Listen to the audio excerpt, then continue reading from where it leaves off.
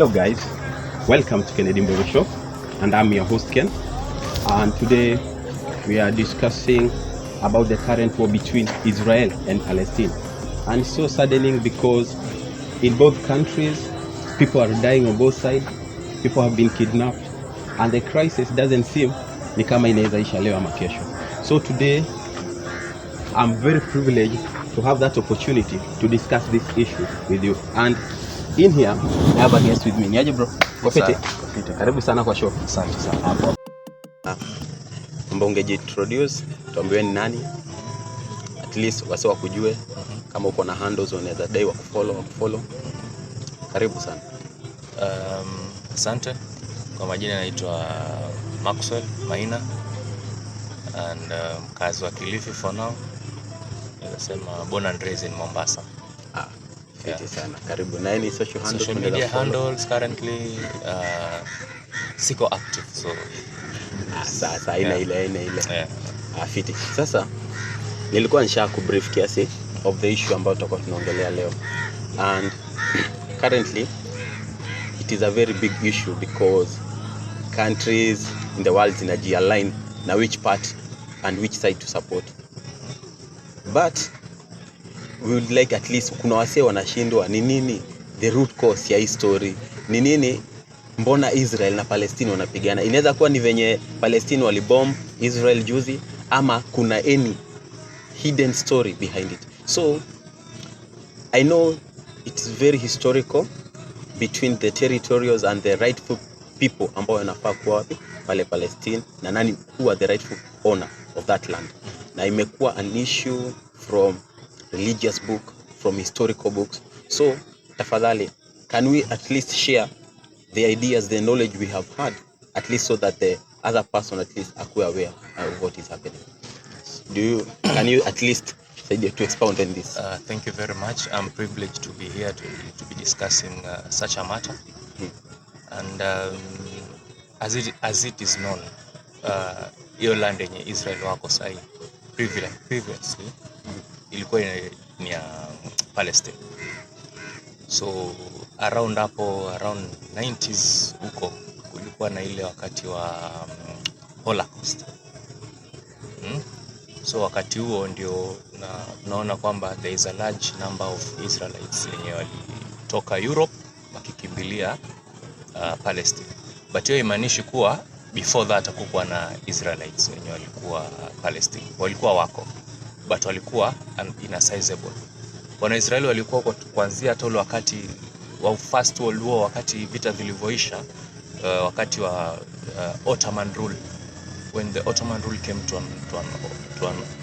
an end, ndio hapo tunapata British wali take control of that colony. So unapata wakati huo British walikuwa na colonize the original people which were the Palestinians. Na get. So wakati kulikuwa na ile resolution ya UN wanatafutia wana Israeli mahali pa kuketi. Ona, ndio ikakuwa wakasema wakaketi kwa ile mkutano wao. Na wakaona kwamba wapeleke wapi? Palestine, exactly. So unapata originally the land ilikuwa ni ya Palestinian. Yes. Yeah, but on the same note, there's a reason ambayo I think ilifanya the Britons and the UN, the League of Nations at that time, they decide to settle these people specifically in Palestine. Because as of that time, we had so much land that was not occupied. But why specifically choose the specific area ambao already ilikuwa na watu wenyewe walikuwa hostile to the visitors? Now kunaweza kuwa na any specific reason enough ambayo nashuku iliwafanya kupelekwa pale. So unapata hata wakati huo the Europeans, hata au wenye the Jews, they believe that their origin ilitokea Palestine. They believe that existence yao ilitokea Palestine. So kimaoni yao waliamini kuwa they wako na portion kao wapi? Israel. Yes. So hiyo ndio iliwafanya kuwa wa consider Israel other than other parts of the world. Na ulikuwa unapata walikuwa wana Israelites, tunasema to Jews, because at that time there hakukuwa na nation ya Israel. Yeah. There were Jews. The Jewish nation. Yes, the Jewish nation. So unapata at that time walikuwa na face so much persecution wakikuwa Europe. So ulikuwa unapata hakuna mahali yenye unaweza kukimbilia. Like hakuna place yenye wanasema hii ni place yetu. So that's why unapata hiyo Palestine came into the picture. Wakasema sasa inafaa twende wapi? Palestine, mahali kwenye tuna believe roots zetu ziko. Yeah, but all in all their claim has been backed up by historical evidence. Yes. Like the discoveries of the Temple Mount and historical artifact, the route that Jesus walked when he was going to Golgotha. Yani kuna so much history that connects the Jewish people to that land. So them being settled there, it was just taking people back to their home. Yes. But as of that time when they were going there, they had abandoned the land for almost 1,000 years. So the land had already been occupied and called Palestine as of that time. Yes.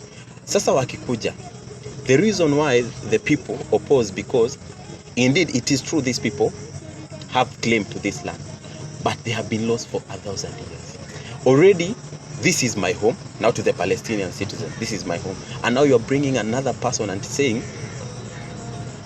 babu yangu alikufia hapa, babu yangu alikufia, like 1,000 years si miaka kidogo. Those are generation and generation. And sasa mtu anakuja anakuambia this was my land. So I think that was the cause of the conflict ambayo ilianzisha hiyo mambo yote, because I think Hitler had an idea in mind of exterminating the Jews completely from the face of the earth. And when he was questioned, he said, my idea was to destroy the whole race of the Jews, but I have left a few behind so that you will know the reason why I had planned that. So after the Holocaust and before the Holocaust, the Britain walikuwa wametafuta venye wanaweza locate the Jews. Yes. Wakasuggest Japan, wakasuggest Russia, lakini ile part inashikana na China. Wakasuggest Madagascar, but Madagascar iko very hostile because bado walikuwa na discuss that question. Wakasuggest Uasin Gishu here in Kenya, but at that time it was part of Uganda. During the colonial period, it was around 1902 there. But the settlers that were already here, they were afraid of the Jewish people, because the Jewish people, they are believed to be wise, very wise. They have a divine intelligence ambayo it is unmatched, because most of the innovators in the world, and if you look at the list of the richest people, most are Jews. So they were afraid of these people, because this country, we have already come and occupied it and paid the price of building the country. Now we are bringing another race that is capable of kututoa kwa hesabu. So the issue of Uasin Gishu in the former Uganda protectorate ikakufa hivyo. So they were now supposed to go back to their land. So kama ni wewe hata Maxi, let me ask you a question. Currently umesema you were born and raised in Mombasa, yes, si ndio? Yes. Maybe your great-great-grandfather was buried there.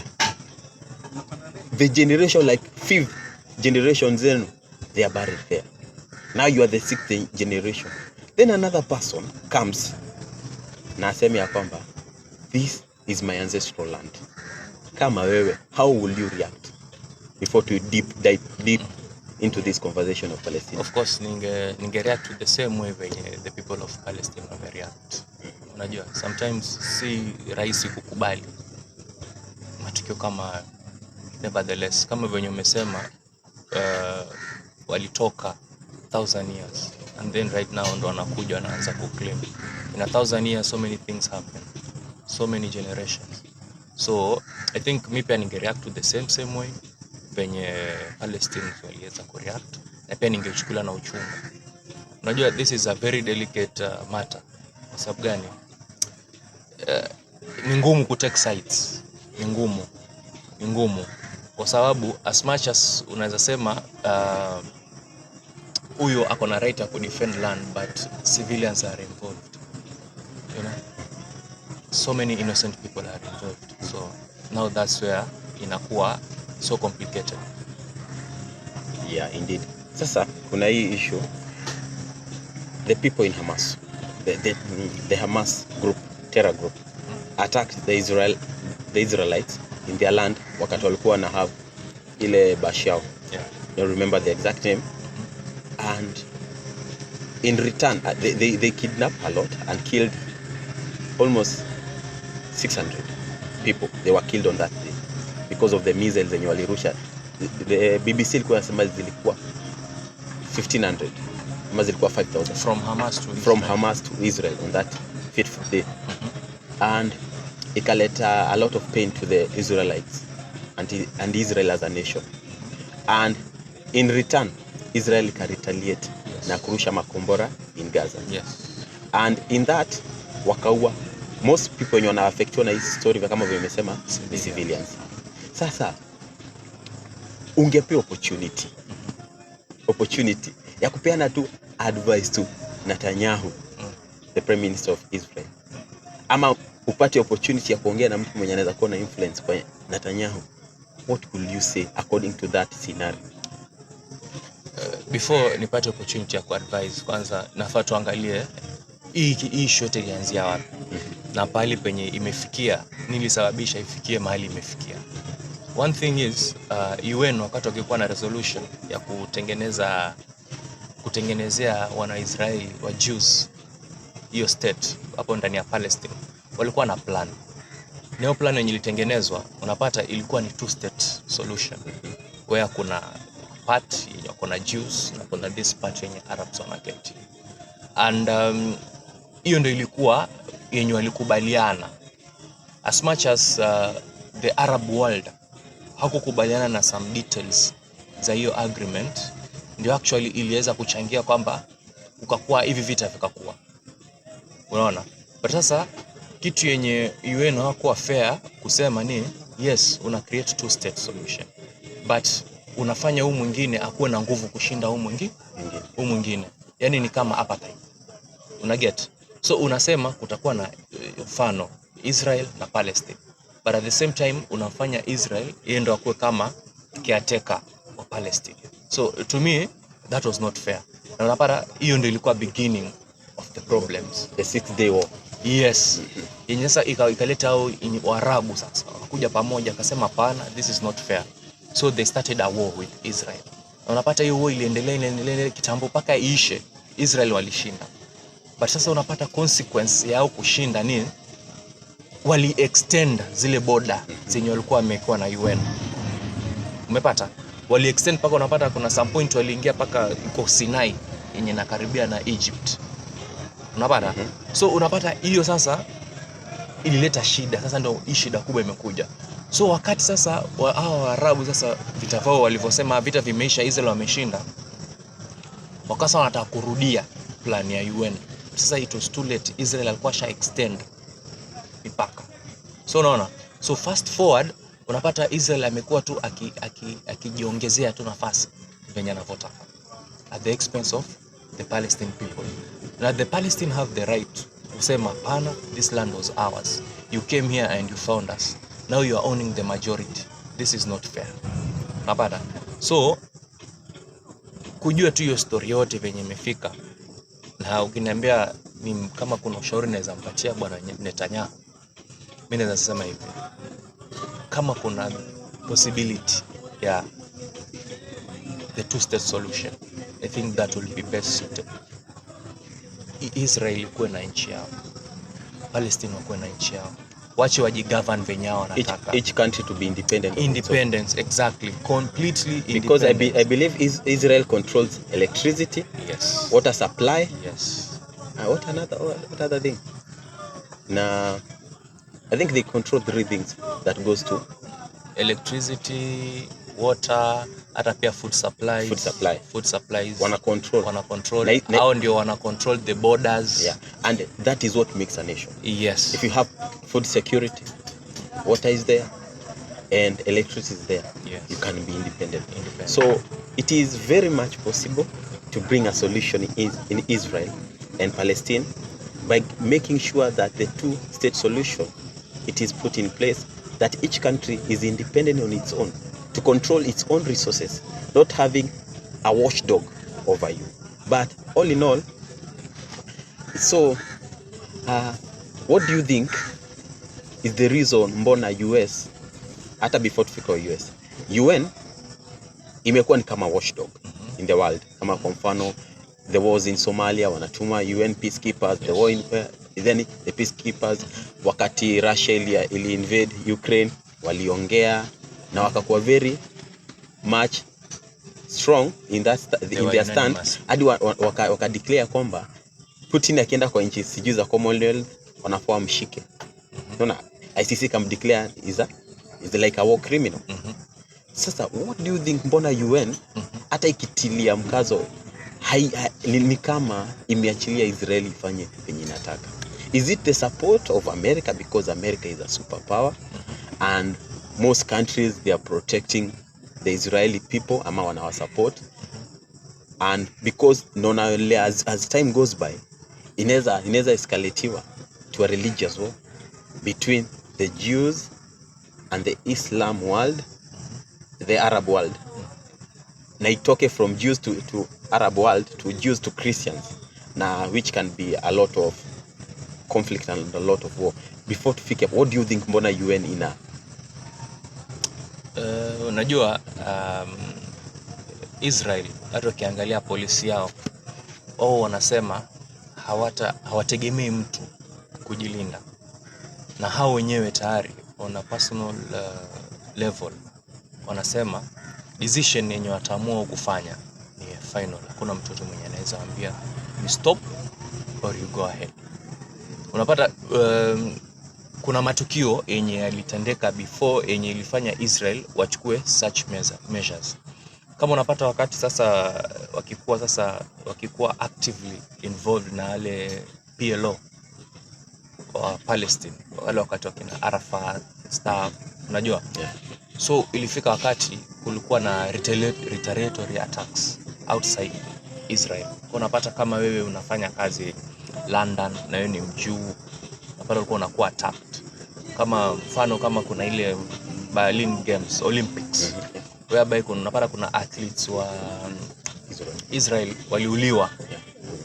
Unakumbuka? So unapata such situations, mtu kama UN alisema but aliwasaidia, hakuwasaidia. Unapata? So ndio unapata at that point Israel waliadapt, wakasema kama kuna mtu anaweza kututetea ni sisi wenyewe.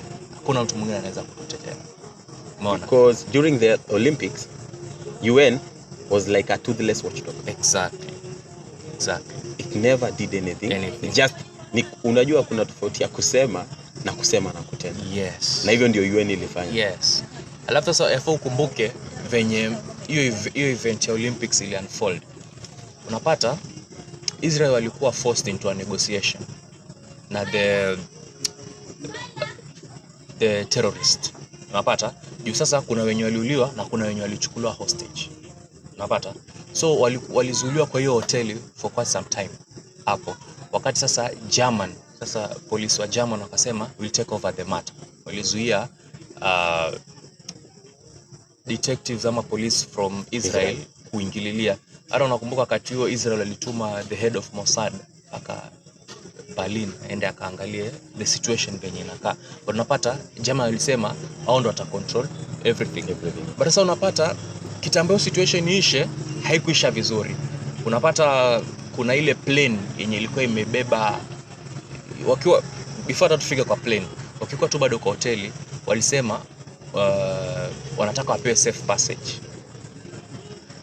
ya kutoka wapi? Berlin. So wakapatiwa mandege manini, so wakatoka kwa hoteli wakaenda paka kwa airstrip wakapanda.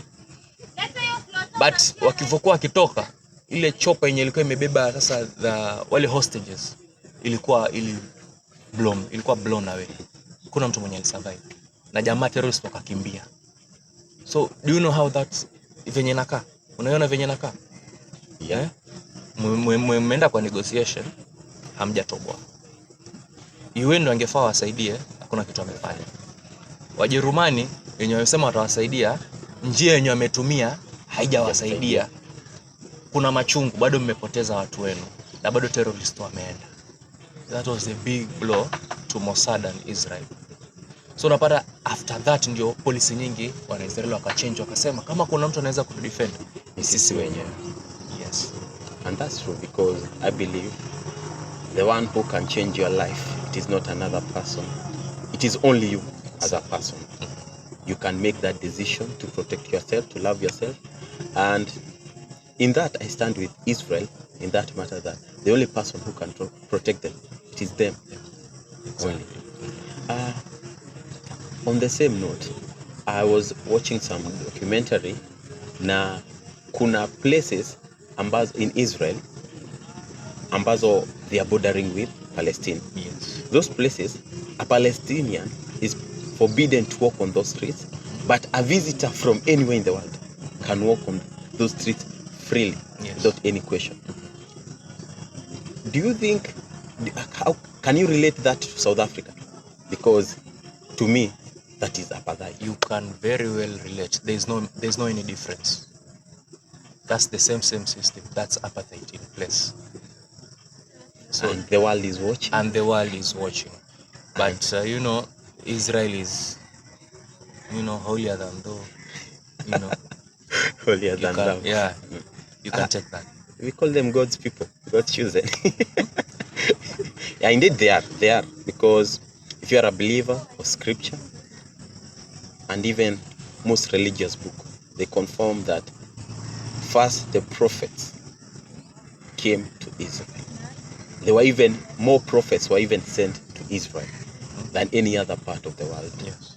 Now Muhammad comes, now he's sent to the whole world, but most of the prophets were sent specifically to Israel. So religious people saying that it is God's chosen place, it is. It is. At the Arabs, the Muslims, you know, they believe, like Israel, for example, it's holy. You know, it goes back. The Palestinians themselves believe that Jerusalem is holy. Is holy. Holy mountain. Yes. So for that there is one thing we can agree on, and that's it. And that you can, hata hiyo unaweza ona ndio imekuwa big issue. Like unapata kila mtu anataka control Jerusalem. Yeah, yes. Because hata wakibomb vitu wana avoid sana kubomb anything in Jerusalem. Yes. And sai, according to the captives that were taken, captives of war, wale mateka wenye walichukuliwa juzi, na kuna any process of negotiation to reclaim the captives, ama Israel imetulia? So far Israel wamepewa sababu ya kutupa missiles everywhere in Gaza wenye wanajisikia, au wanasema if you really want us to stop, you should release the hostages.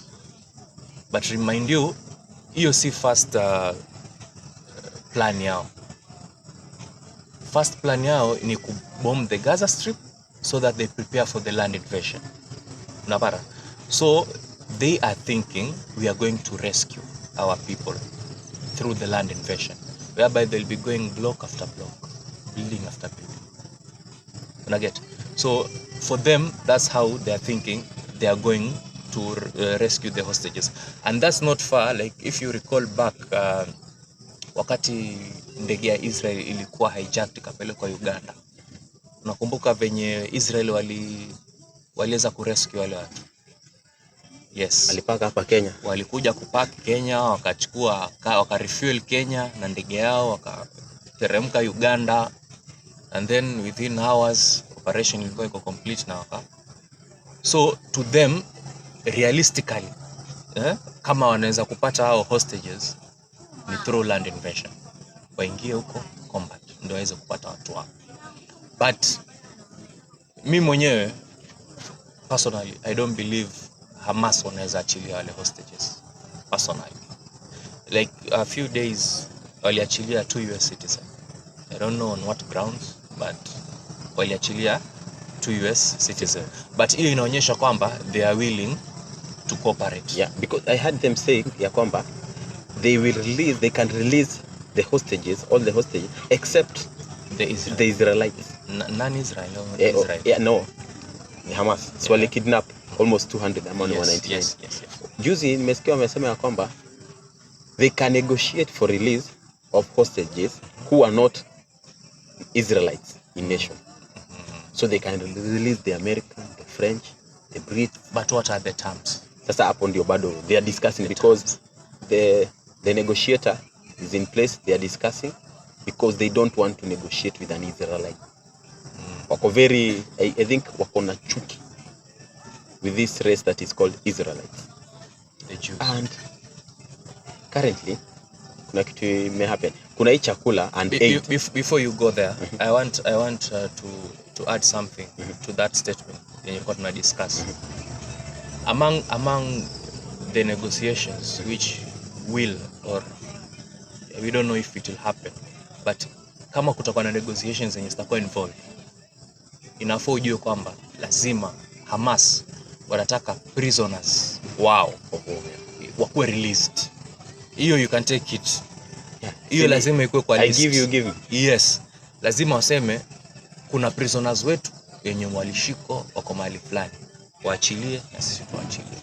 It's not the first time it happened. It has happened. So, do you think Israel can release those prisoners? Because I think it has the same slogans with US. They never negotiate with terrorists. But that's a very thin. The line is very thin. I don't believe Israelites will they are much into negotiation. Right, as unajua sahi situation yao wanaifanya kama ile ya 9/11. Sasa yao ni 7/10. So wanafanya zikuwe kama similar to ile ya US. So sahi au wenyewe wanasema if anything happened back then, sahi hatujui, we are taking from tarehe 7 yenye ili happen kuanzia tarehe 7 onwards ndio tunaweza kudiscuss. Hatuwezi discuss anything yenye ili happen back. So it's a very thin line kama wanaweza kubali prisoners exchange. I don't think so. Before even we dive to the issues in Egypt's border, I had this question in mind. Nakwamba, what do you think is the significant effect of the Secretary of State of the US visiting Israel twice in 1 week consecutively, and then later Biden himself going to Israel himself? It has never happened. The president of the United States has never gone to Israel during a war crisis. Yes. But the first time he went, what was the impact to the surrounding nation? What message was he trying to send, according to your view? I think what they are trying to do is that they are trying to show like they are in solidarity with the Israelites. That's one. 2, they want to deter any neighboring country that will want to join Hamas on this war. For example, there is Iran, there is Lebanon, of which you can say the Hezbollahs, and then they're in Syria, and then we can also say from which other nation that is surrounding them. Turkey isn't that far, but it supports. Yes, but going to war, yeah. It's Turkey. It's they're not. So we can say the Hezbollah from Lebanon, Iran, Syria. So those 3, hizo ndio nchi zenye automatically zinaweza taka kuingiza mikono yao kwa hiyo war. Let me say, unajua juzi Israel ilibomb the military airstrips za Iran. And their statement was Iran is the biggest supplier of weapons. Yes. And Iran, mimi kuona ile action alichukua so much effective. Do you think Iran is weighing the option inaona like tukiingia hapa kinaweza turamba? That's a good question, because Iran anataka kukuwa involved kwa war, but hataki kukuwa directly involved kwa hiyo war.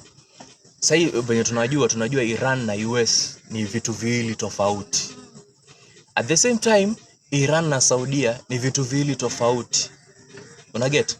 So as much as Iran anaweza taka kujiingiza kwa hivi vita hataki kukuwa directly involved, kwa sababu yeye ndio kitamwendea vibaya, kwa sababu he has so much enemies. Unaona, kuna US sema, of course US akiingia kwa hiyo vita, you expect the Britons watakuwa upande wao, the French, the rest of the European. Yeye allies wake ni Russia, Iran, Russia, China, of which ukiweka hiyo rafiki ya Russia na China, ako na ile nini yenye kwa na US, atakuwa short handed. Una get? Plus hawezi kujiingiza kwa Israel war. Kwa sababu gani? Ukiangalia Russia ndio the biggest backer wa Iran na China. Russia na Israel wako na urafiki mzuri sana. Kwa hivyo Iran na Israel wakiingia kwa war, hakuna venye Russia inaweza support Iran. Itabidi icheze neutral. Haijui nicheze hii side ama side. Itabidi icheze neutral. Yeye atakuwa tu kando na watch. The same thing you can say about China. China and Israel, they have good relation. Naget. So hata hao wenyewe watakuwa skeptical about going into this war. Now you are Iran. Before you enter the war, lazima weigh option. Hapa kuna US mwenye tayari ashapaka warship yake kwa bahari. Wewe mwenyewe ukiangalia unaona nini? Itabidi nitulie hata kama itabidi utulie. Exactly. Itabidi utulie. Sasa ndo maana yeye atatumia Hezbollah, atatumia Hamas, atatumia na hao wenye wako the Houthis. Atawasupply na pesa hizo armory and stuff wapige Israel indirectly but see directly. Yes. Kuna hizi NGOs wenye wameona the crisis yenye ina happen in Gaza, especially to the common people, about the citizens, the innocent, the people who are not even involved in any way with the war. And Egypt having a border that is that is not controlled by Israel, because I believe Gaza, like all the borders, are controlled by Israel. Yes. The NGOs wamejaribu kutuma aid, but already aid yao ni kama haingi because Egypt wamekataa kufungua border. What might be the reason behind Egypt taking that step? And yet they are not that in enmity sana na Gaza. They are not. The Palestinians. Yeah, the Palestinians themselves. What do you think? For the record, Egypt si ati hawataki kufungua border. Ni Israel Egypt kufungue border. Israel wako na peace treaty na Egypt. Na kuna makubaliano. So Egypt yeye kufungua border bila ruhusa kutoka kwa Israel ama bila mahojiano kutoka kwa Israel, Israel watachukua hiyo kama that's a direct war. Because umefungua border, watasema labda ni missiles zilikuwa zinakuja, labda ni fighters walikuwa wanaingia, labda ni food ulikuwa unapelekea terrorist. Una get? So unapata Egypt, as much as ana sympathize na the people of Gaza and the people of Palestine as a whole, but hata yeye pia anajaribu kujiangalia kiupande wake. Ako na wananchi wake. What are the repercussions of him, Egypt as a country, going to war with Israel? Unajua?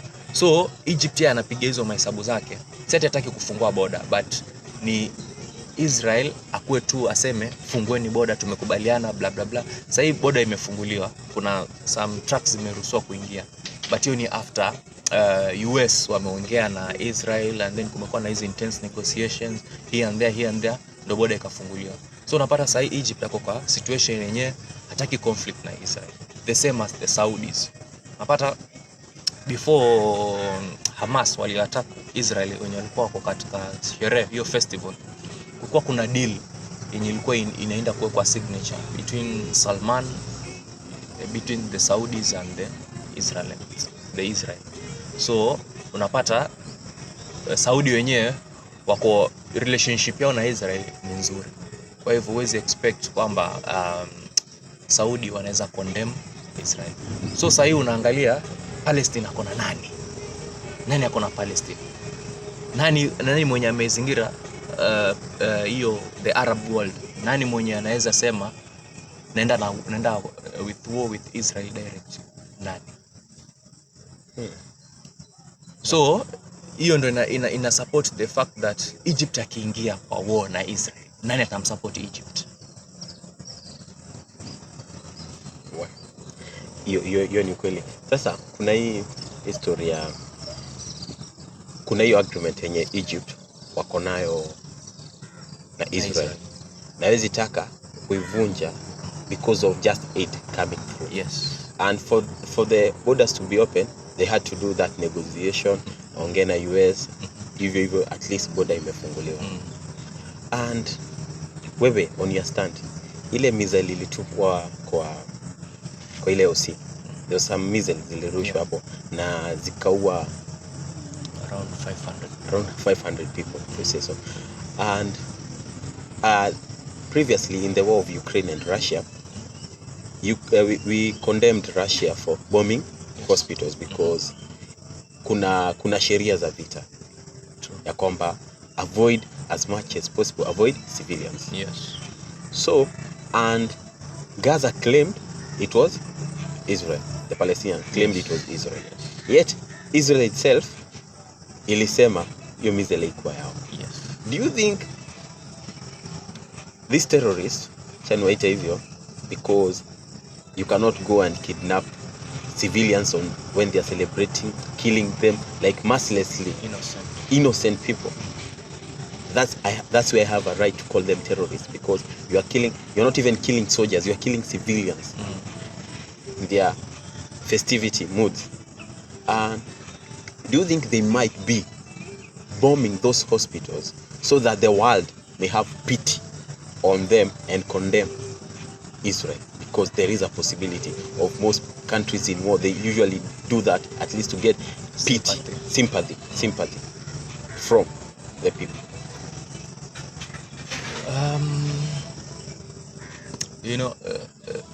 That's very speculative, and it's very serious. But if they did that,